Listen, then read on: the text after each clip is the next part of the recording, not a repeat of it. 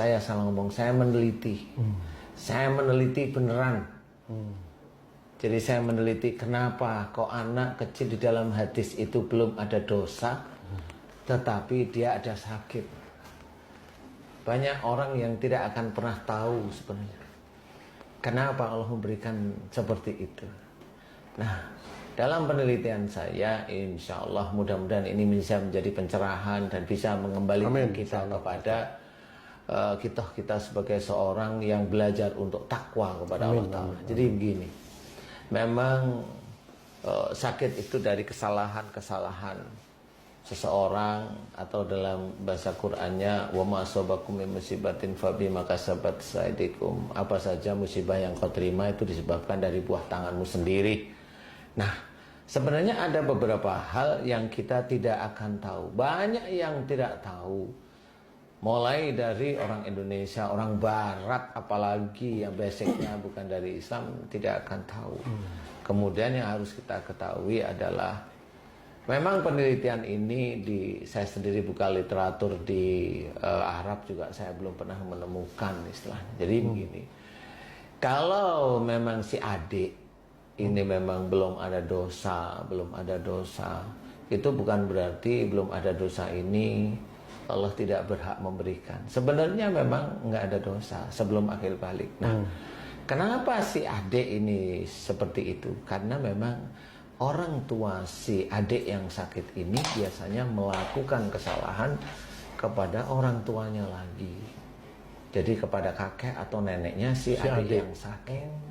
Jadi kesalahan dari orang tua itu dikembalikan lagi kepada si anaknya, sehingga sama.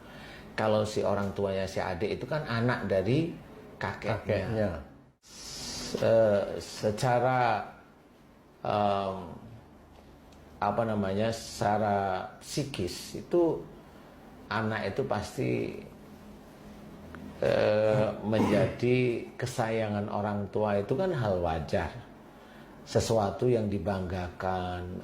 Orang tua itu kalau punya anak umumnya kan begitu ya, dibanggakan, seneng baru bisa merangkak itu udah cerita kemana-mana ke tetangga, atau malah kalau bisa masuk TV kan gitu ya. Bahkan ada orang tua yang bilang nanti anaknya itulah yang akan mendoakan dia supaya bisa masuk surga. Boleh itu, Pak Ustaz? Boleh sih kalau anaknya soleh di hadapan Allah.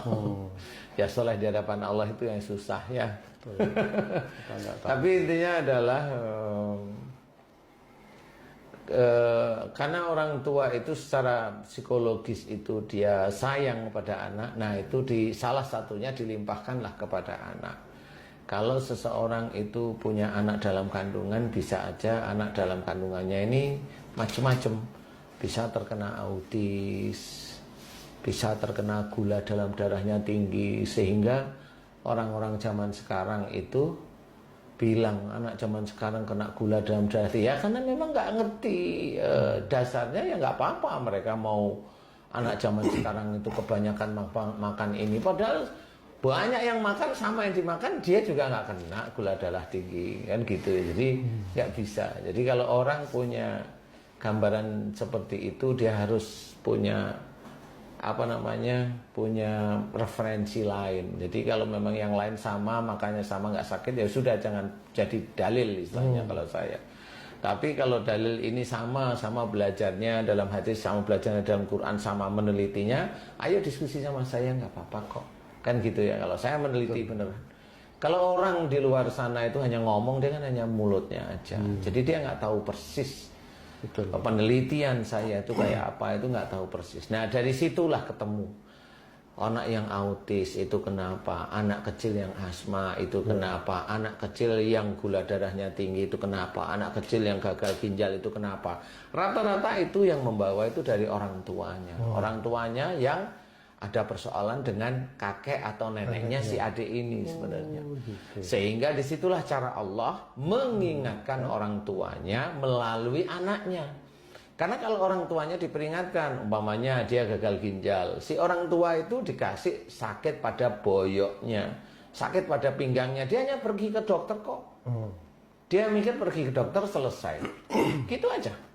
Padahal dia cukup orangnya itu umpamanya dia cukup imannya cukup lumayan bagus. Padahal bukan itu yang mau disentuh oleh Allah Ta'ala. Kamu itu ada kesalahan pada orang tuamu. Kalau orang yang diberi sakit oleh Allah Ta'ala, orang tuanya si adik ini beri sakit umpamanya, dia ke dokter selesai, mikirnya sudah selesai penyakit itu. Boleh itu Pak Ustaz? Ya boleh silahkan, tetapi kan bukan seperti itu cara-cara Islami loh ya. Ya, Ikhtiarnya boleh, tetapi ikhtiar yang Islami atau hanya ikhtiar biasa. Istilahnya itu kan ada teman-teman bilang ruqyah syariah sama ruqyah yang syirkiyah. Jadi seperti itu. Tapi kalau saya sih tidak lari ke arah syiriknya ya, saya hanya Islami aja lah ya. Yang Islam itu kalau memang berikhtiar itu doa kepada Allah. Ya Allah, aku akan berusaha, aku akan berikhtiar untuk ke dokter atau untuk ke rumah sakit untuk mencari kesembuhan darimu. Boleh, nah itu doa. Jadi kalau dimohonkan ya itu. Haruslah. Memang kalau sholat duhur itu pakai niat kagak? Sholat asar pakai niat kagak? Pakai Ustaz. Lah kalau pakai ya sudah, semua yang kita lakukan harus pakai niat. Paling tidak ada kata-kata bismillah. Bismillah itu yang menandakan bahwa saya mencari ini untuk mencari ridha Allah. Niat saya lillahi ta'ala. Awalnya harus seperti itu. Tapi kan rata-rata orang ke rumah sakit mana ada bismillahnya. Tapi malah biasanya itu mereka malah saling mengajak itu Pak. Nanti kalau anaknya sakit panas ke dokter A, kalau anaknya pusing ke dokter B. Jadi seolah-olah mereka sudah punya pakem-pakem. Nah itu secara Islami apakah memang itu diridai Allah? Memang itu betul-betul jalan secara syariat Islam atau? Sebenarnya kalau anak sakit ini ke sana, dokter sana, anak sakit ini dokter sana, itu sebenarnya kan itu yang terjadi Pak Ustaz. Ya, istilahnya secara keilmuan boleh. Secara keilmuan.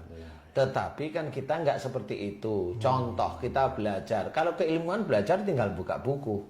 Tapi kalau menurut syariat Islam harus ada bismillah, ada doa dulu, selesai nanti hamdalah. Kalau orang barat kan mau pinter, mau kayak Einstein, mana dia itu bismillah nggak perlu, tapi dia pinter.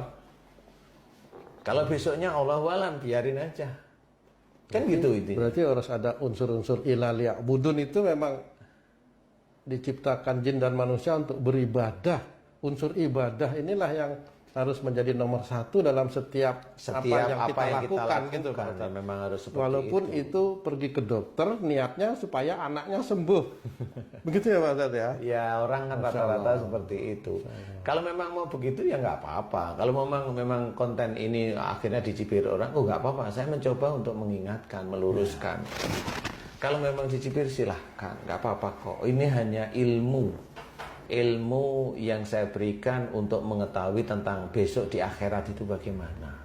Kalau di dunia itu hobinya nyibir, di dunia ini hobinya itu ngeremehin, ya nggak apa-apa. Dia akan dapat dunia. Dia mau pandai silahkan, dia mau sehat silahkan, dia minum obat kayak gini, silahkan nggak apa-apa. Di akhirat monggo silahkan. Nanti mereka akan bisa mengerti akan ke arah mana. Nah, pada saat si anak ini sendiri itu diberi sakit oleh Allah Ta'ala, sebenarnya Allah itu hanya mengingatkan bahwa nih kalau anakmu sakit itu kamu mau apa? Mau kembali ke jalan Allah atau mencari ikhtiar yang lain? Kalau mencari ikhtiar yang lain ya ada yang diberi kemudahan oleh Allah Ta'ala, ada yang tidak diberi kemudahan sama sekali. Kenapa? Ya Allahualam saya nggak tahu. Tetapi kalau yang sering saya amati, banyak sekali dari anak-anak yang sakit itu kalau sudah ketemu, kemudian saya memberi nasihat pada orang tuanya, orang tuanya mau menjalankan, orang tuanya mau kembali ke jalan Allah. Yang dulunya autis, alhamdulillah berangsur-angsur mulai membaik. Baik. Yang dulunya anaknya ada, yang dulunya itu anaknya kena skizofrenia, umur waktu itu 10 tahun, alhamdulillah diberi kesembuhan oleh Allah Ta'ala. Banyak hal tersebut. Jadi intinya adalah yang harus kita ketahui, kenapa Allah memberikan sakit pada adik-adik yang masih di bawah belum akil balik ini, yaitu cara Allah. Kenapa Allah tidak sayang pada anak-anak? Bukan. Yang tidak sayang itu adalah orang tuanya kepada anaknya. Yang tidak salah itu adalah orang tua kepada anak cucunya. Dia tidak sadar. bahwa dia mengarahkan. Seseorang, orang tua, dia emosional, dia kaku. Kalau anaknya besok itu susah dinasihatin, mau nyalain siapa? Siapa yang mau disalahin? Gak ada. Kalau paling ke orang pintar, minta ke siapa, minta didoain agar anaknya luluh. Itu bukan cara Allah. Walaupun doa itu boleh, tapi itu bukan cara Allah. Cara Allah adalah orang tuanya kembali ke jalan Allah Ta'ala. Banyak mohon ampun kepada Allah tentang kekakuan, tentang emosional. Mencoba menjadi seorang yang sabar, mencoba menjadi seorang yang bijak. Nah, di titik itulah mudah-mudahan Allah menjawab dengan putra-putrinya yang dia itu pusing. Insya Allah mulai balik. Dan itu sudah sangat banyak sekali terjadi. Tanpa doa yang katanya doa mereka yang hebat. Nggak perlu dengan apa itu hipno. Nggak perlu.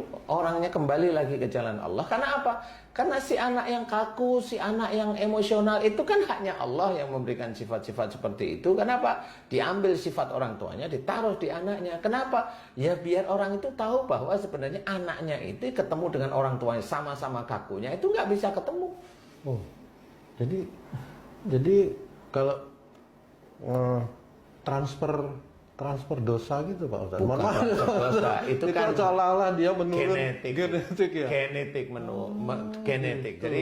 Jadi istilahnya kan nanti ada genetik seseorang itu punya anak, dia kaku emosional, anaknya rata-rata 4-nya gitu. Ada satu lagi tapi nggak seperti ini. Nah satu yang tidak seperti ini atas izin Allah juga. Dia mau banggain yang mana nih? Dia banggain yang baik atau dia banggain yang kaku dan emosional. Padahal lupa ayah dan ibunya itu kaku dan emosional. Kenapa banggain yang baik?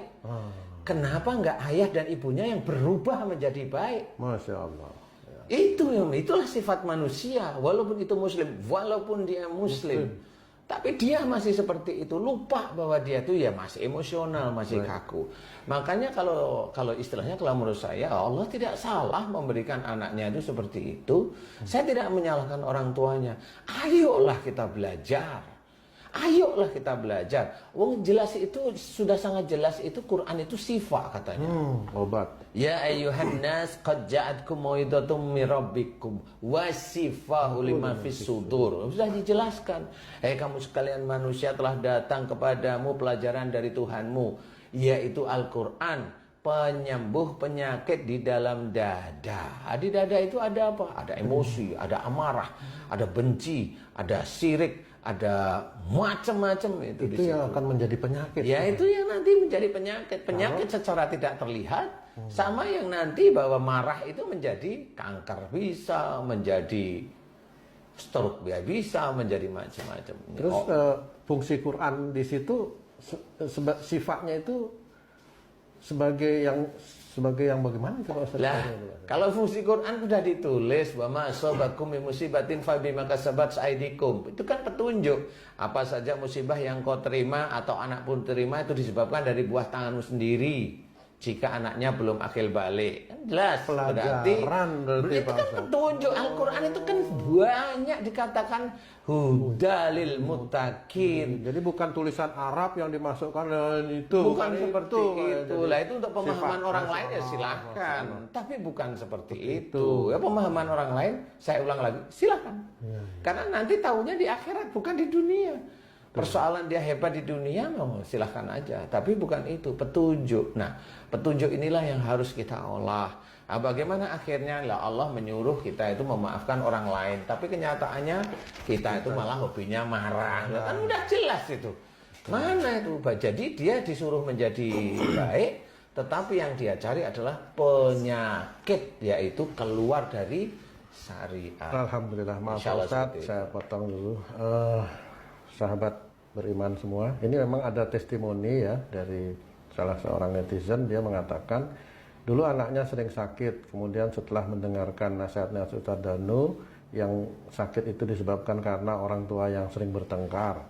Kemudian mereka menerapkan dan akhirnya anaknya sampai sekarang sudah jarang sakit. Alhamdulillah itu Pak Ustadz. Tapi ada satu lagi pertanyaan Pak Ustadz, ketika seorang anak kecil yang dia belum akil balik, kemudian dia sampai meninggal. Kalau menurut penjelasan Pak Ustadz tadi bahwa itu memang disebabkan karena kesalahan dan dosa-dosa orang tuanya. Kalau anak kecil itu sampai meninggal, Masya Allah, berarti dosa apa kira-kira yang dilakukan orang tuanya Pak Ustadz? Ya, kalau sudah sakit itu sudah jelas dari orang tuanya. Kalau meninggal ya sudah tentu paham. Itu di luar para nabi dan rasul. Itu harus digaris bawahi. Jadi saya menjawab bukan untuk para nabi dan rasul. Saya menjawab untuk manusia aja biasa. Ya, ini banyak yang terjadi Pak Ustadz. Ya, kalau manusia kalau udah anaknya sakit udah dari orang tuanya, kalau meninggal ya sudah bisa dijawab sendirilah. Kira-kira bagaimana? Makanya kalau dalam Quran diceritakan wala tulqu bi aidikum ila tahluka. Itu harus harus diketahui, dan janganlah kamu menjerumuskan dirimu dengan perbuatanmu di dalam kebinasaan. Sebenarnya kan orang itu, matinya orang itu sebenarnya juga tergantung orang itu sendiri. Allah yang mengizinkan sebenarnya mati. Makanya untuk kalau Allah yang menginginkan seseorang meninggal itu biasanya orang-orang yang baik, para nabi, para rasul. Allah menginginkan maksudnya. Tapi kalau untuk orang-orang sendiri ya belum tentu Allah itu menginginkan. Makanya di dalam ayat tersebut dijelaskan ya, wala tulqu bi aidikum ila tahluka. Janganlah kamu menjerumuskan dirimu dalam kebinasaan. Kemudian berikutnya adalah wa ahsinu, dan berbuat baiklah. Nah, di sini sebenarnya ada ayat ini dengan ayat berikutnya ada. Kalau di sini itu rata-rata orang itu nanti dia akan membunuh dirinya dengan perbuatannya dia. Masya Allah. Kalau dia emosional, dia nanti matinya bisa aja kanker. Kalau emosional matinya bisa aja stroke. Kalau emosional matinya bisa aja gula. Kalau emosional matinya bisa macam-macam dia. Padahal sudah diceritakan dalam hadis Nabi, la taghdab wala kaljanah, itu kan sudah jelas. Tapi kan jarang sekali orang itu kan membuktikan. Apa sih kok katanya Rasul itu jangan marah, bagimu surga itu apa sih maksudnya? Kan hanya cerita, selama ini kan hanya cerita. Nah, saya mencoba untuk ada bukti yang diizinkan oleh Allah Ta'ala. Makanya jangan marah, kalau marah kamu bermasalah. Banyak para dokter, banyak para psikiater, banyak sekali yang menganjurkan untuk tidak marah kalau orang tersebut itu sakit. Banyak, cuma dia sendiri gak ngerti dalilnya. Nah, di sini dijelaskan dengan sangat jelas sekali bahwa kita orang Islam, bahwa larangan marah itu adalah dari Allah. Larangan marah itu juga dari Rasul. Kenapa ngeyel? Kan begitu. Intinya itu kenapa ngeyel, bukan masalah yang aneh-aneh.